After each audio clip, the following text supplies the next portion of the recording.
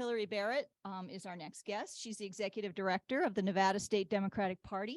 She is here to share the draft version of the Nevada Delegate Selection Plan, which will be voted on by the Nevada State Central Committee on Saturday, June 10th.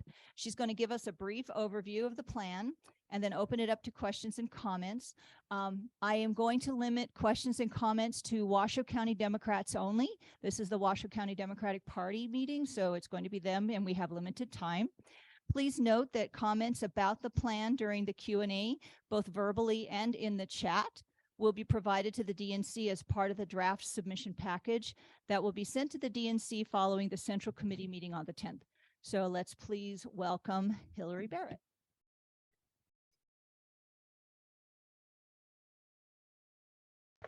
Thank you so much, Chair. I'm just going to go ahead and I don't know if you're able to let me share my screen, but I do have a presentation that we can follow along with. I've made you host, so you should be able to share. Got it. 1 second.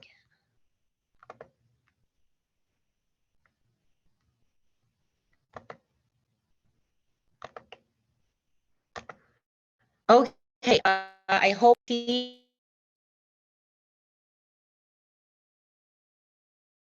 There you go. We see you.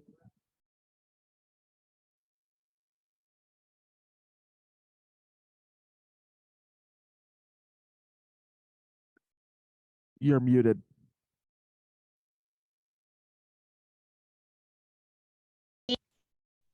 Sorry about that. Can you hear me?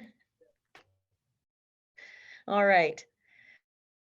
As the chairwoman said, my name is Hilary and I'm the executive director here at the Nevada Democratic Party. I'm quite new to the role and have been here the last couple months. And we came in with new leadership during, right after the delegate selection process and plan had already started to be written. But we picked up the pen right away and created a big working group of folks that had spent a lot of time doing delegate selection plans before. And what we put together is an exciting new plan because for the most part, the biggest piece of excitement is that we are moving from a caucus state to a primary state, which meant that we needed to come up with an entirely new process for how we select our delegates that go from primary day all the way to our statewide convention and then along to the national convention next summer to vote on our presidential preferences for president. And so first I'm going to go over just a few of the things that's changed. I'm sure many of you guys have been active in Democratic politics for a long time and probably know and have been to and participated in a caucus. And this is going to look a lot differently, but there's a lot of similar elements too.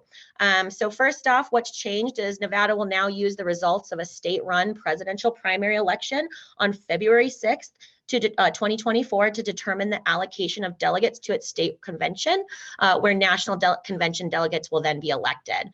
Another big change is the delegates to the Nevada State Convention will be elected at Assembly District delegate election meetings held in April of next year. The total number of delegates from each Assembly District is based on a weighted Democratic performance formula, and the allocation of delegates is determined by the results of the presidential primary. So what this means is delegates are allocated to each of our 43 assembly districts via a model of how many registered Democrats live in that area. And then they are apportioned, across the state that way. And so another big piece that's changed is the results of the primary election are locked in at all steps of the process. This is very important to note because over the years in Nevada, there's always been a little bit of a loophole where the candidate that wins on caucus day sometimes then lost delegates through the county convention and up to the state convention. So now instead. Hilary, this is Chris. I'm sorry. Should you be flipping slides at this point? I seem to think that you should. Oh, yes, I have been. Have you not been seeing them? I'm so sorry. Slides. The slides are not moving. Okay, let's see. Just give me 1 second.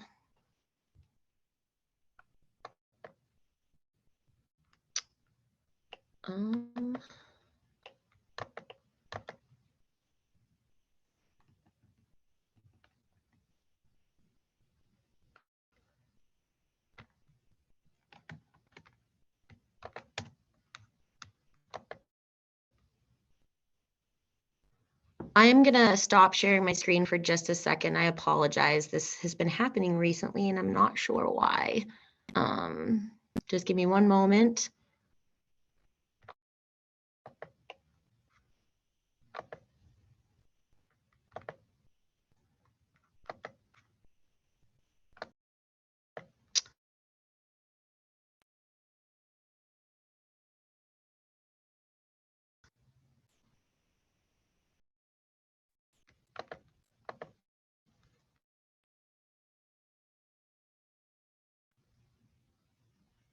Okay, can you see my screen now?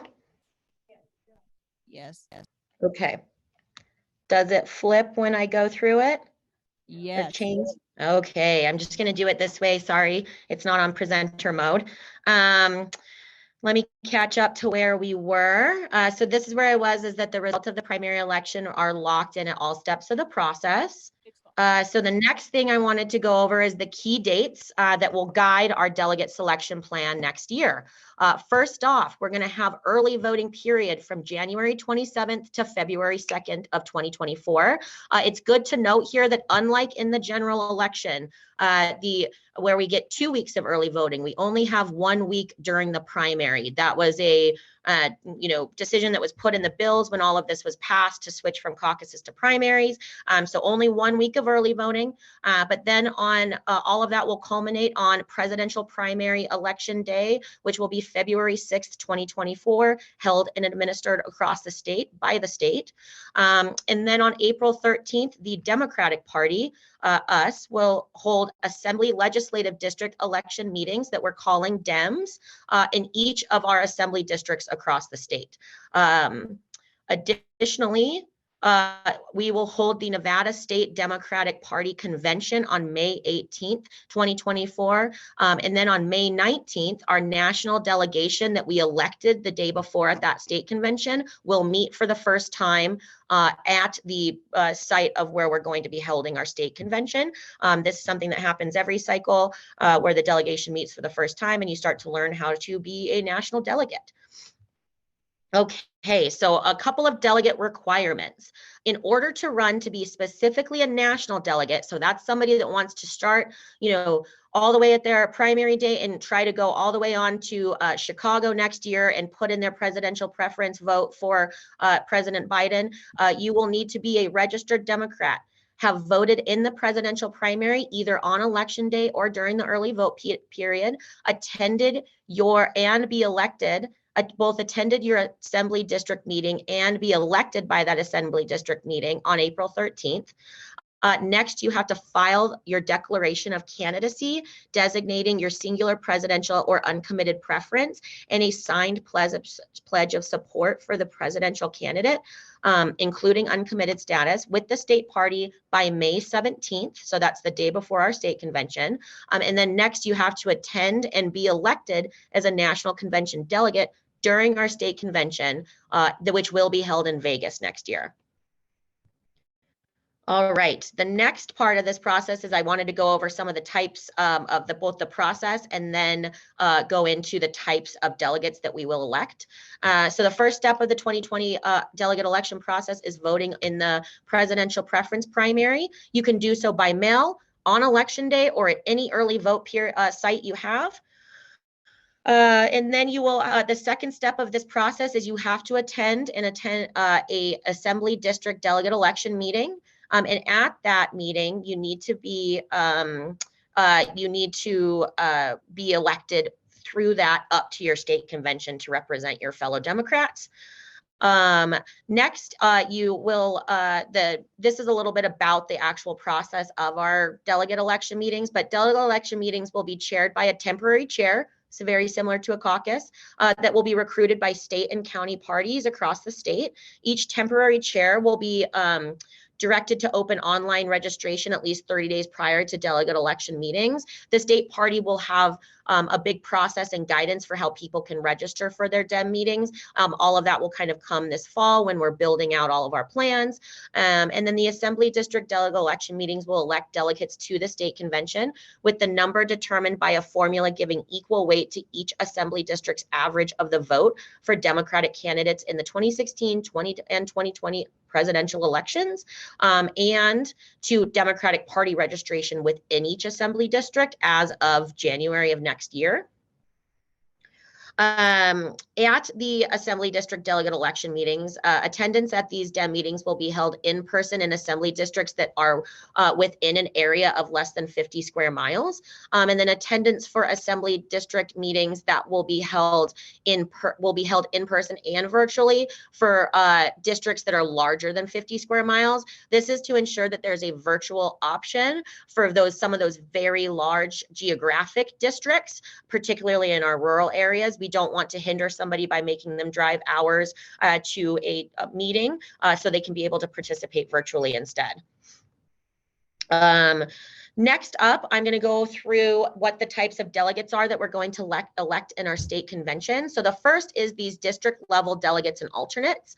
The selection of district level delegates and alternates will take place at the state convention. District level delegates and alternate candidates may run for election only within their congressional district in which they are registered to vote. And the district level delegates and alternates will be elected by a caucus of state convention delegates from their congressional district, who sign statements of support. So what this means essentially is, as at the state convention, the first type of delegate we're going to elect is these district level delegates and alternates. And we will break out into 4 different rooms, and each congressional district will be able to vote on their delegates that will ultimately go and represent them at the national convention. So this is a little bit of a breakdown of, sorry, one second. This is a breakdown by congressional districts of how the delegates and alternate positions are awarded. It is by Democratic voter registration. As you can see, CD1, CD3, and CD4 each get 6 delegates, and CD2 gets 5. That is based on Democratic voter registration. And then we had 2 alternate slots here to award. We definitely wanted to make sure that CD2 got one of those alternates since they had 1 less delegate. And then we awarded the other alternate slot to CD1 because it's our most diverse district in the state. All right, so the next type of delegate we will elect is pledged party leaders and elected officials. These are often referred to as PLEOs, and we will select 5 pledged PLEO delegates, and that will occur at the state convention after the election of district level delegates and alternates and prior to the election of at-large delegates and alternates. These delegates will be selected by the state convention as a whole and by non-secret signed ballot. The reason that we allocate these positions is to ensure that there is a category in which well-known elected officials can run, so that our Democratic activists that are elected out of the district level delegates don't have to compete with a really well-known name. So we kind of separate this party out so that you as a Democratic activist doesn't have to try to run against, you know, a big city mayor or someone else that might be really interested in, you know, being a delegate. So that's in the spirit of fairness is why we kind of bucket off a few of these leader roles, PLEO roles. All right, oops, one second. So next one is the selection of presidential electors. The selection of presidential electors will take place at the state convention as well. Each congressional district caucus will elect 1 elector by a majority vote of all delegates present and voting, and the state convention will elect 2 electors by majority vote of all delegates present and voting by non-secret signed ballot. Sorry, I'd skipped a slide. And finally, what we will also do is select at-large delegates and alternates. So again, this is the final type of delegate that we will elect at the state convention. The selection of the 8 at-large delegates and 1 alternate will occur at the state convention after all of our PLEO delegates have been selected. These at-large delegates and alternates will be selected by the state convention as a whole by non-secret signed ballot. This is sort of a last catch-all for folks where anybody can run in these positions and you're elected by the statewide convention as a whole. And the last part I wanted to go into before I open it up for questions and comments is a little bit about our delegate selection process representation goals. In cooperation with the National Committee, the state party has determined demographic composition of African American, Hispanic, Native American, and Asian American Pacific Islander voters within the state's Democratic electorate. These constituency percentages shall be established as goals for representation in the state's convention delegation. The state party has also worked with the DNC to determine the demographic composition of members of the LGBTQ plus community, people with disabilities, and youth in the state's Democratic electorate. The state party has chosen to establish these percentages as goals for representation in the state's convention delegation. Additionally, the party would like to include the labor community and veterans wherever possible with the current DNC required demographic composition. So this is a breakdown of our representation goals. The first line is the percent of that group of voters represents within the Democratic electorate in our state. And then the other number at the bottom line represents our numeric goal for our own national delegation.